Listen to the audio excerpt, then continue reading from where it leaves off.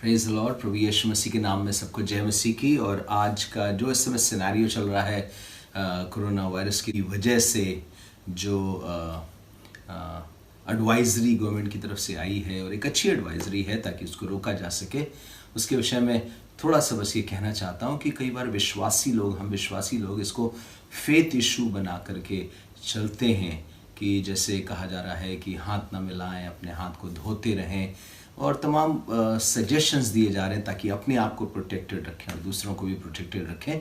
और उसके लिए कई बार विश्वासी लोग इसको बहुत ज़्यादा फेथ इशू बना करके हमें कुछ नहीं होगा और हम इस सब से डरते नहीं हैं। और ना ये फियर का इशू है ना ये फेथ का इशू है, बट इसमें बहुत कुछ विजडम भी शामिल है। निर्गमन उसके 12वें अध्याय में जब परमेश्वर मिस्र देश से इसराइलियों को निकालने पे था, तो आखिरी विपत्ति ये थी कि पहलौठे मर जाएंगे रात में। और बार बार परमेश्वर कह रहा, मैं जाऊंगा, मैं उस नगर से पार होऊंगा और तुमको बचा लूंगा, क्योंकि तुम्हारे दरवाजे पे, अलंगों पर और चौखट पर लहू लगा होगा और मेमना जिसका बलिदान होगा उसका मांस तुम खाओगे। सो मेमना अंदर है, मेमना दरवाजों पे, उसके लहू को दरवाजों पे लगा रखा है, तो मौत का फरिश्ता तुम्हारे पास नहीं आएगा। दूसरे शब्दों में परमेश्वर बार बार कह रहा, मैं जाऊंगा, I will pass through the land. यहोवा इस काम को ऐसा पूरा करेगा। और वहीं पर एक इंस्ट्रक्शन भी है, जब आप उसी के 22वें 23वें पदों में पढ़ते हैं 12वें अध्याय में, तो इंस्ट्रक्शन है। इंस्ट्रक्शन कुछ यूं कह रहा है कि तुम सवेरे तक घरों से मत निकलना। मेरा सवाल यह है कि क्यों इंस्ट्रक्शन दिया गया कि हम सवेरे तक घरों से ना निकलें? जब परमेश्वर ही जा रहा है, परमेश्वर दुश्मन को मारेगा, तो अपने लोगों को तो पहचानता है ना, जिनके अंदर मेमने का मांस है, जो उस घर में रहे हैं। लेकिन क्यों परमेश्वर उनको शारीरिक तौर पर, हालांकि उसका एक आत्मिक मतलब है कि जब तक भोर का तारा अर्थात यीशु मसीह अपने राज्य में ना आ जाए, उसका राज्य स्थापित ना हो जाए, तब तक तुम उस स्थान में, यानी परमेश्वर के भवन में, लहू के स्थान में रहना, वो तुम्हारे लिए आश्रय स्थान है। लेकिन मैं पूछना मांगता हूं कि इसराइलियों के लिए तो एक शारीरिक रेगुलेशन था ना, क्या उसमें विश्वास की कमी थी?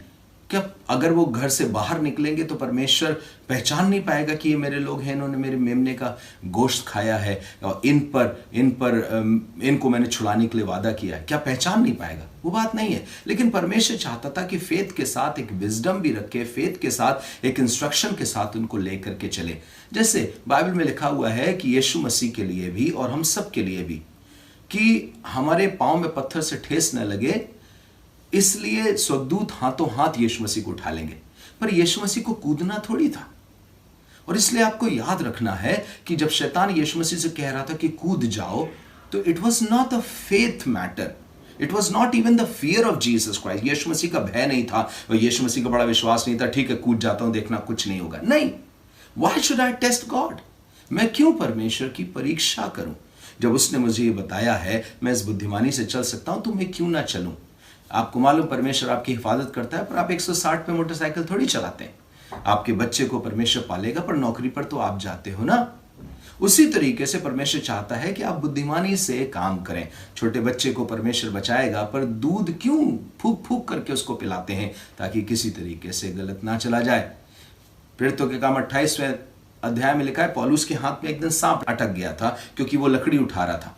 पर वहीं पर मरकुस 16 में लिखा है कि वे सांपों को उठा लेंगे, कुछ नहीं होगा। उसके हाथ में सांप लटक गया, उसने जानबूझ के नहीं उठाया, सांप लटक गया। बाइबल में लिखा है पौलुस ने तुरंत सांप को झटक दिया। क्यों तुरंत झटक दिया?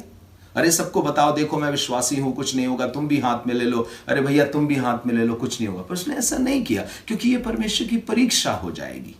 सो बुद्धिमानी से चाल चलन को रखना, बुद्धिमानी से जीवन को जीना, अपने आप को बचा करके चलना, यह बुद्धिमानी है। यह फेथ और फियर का मैटर नहीं है। फेथ हमारा यह है कि परमेश्वर धर्मी के साथ अधर्मी को और अधर्मी के साथ धर्मी को कभी नहीं तौलेगा। और इसलिए आपसे कहता हूं, बुद्धिमानी से जिए, इसको फेथ और फियर का मैटर नहीं, पर विजडम का मैटर बना करके चलें। God bless you. प्रभु आपको आशीष दे।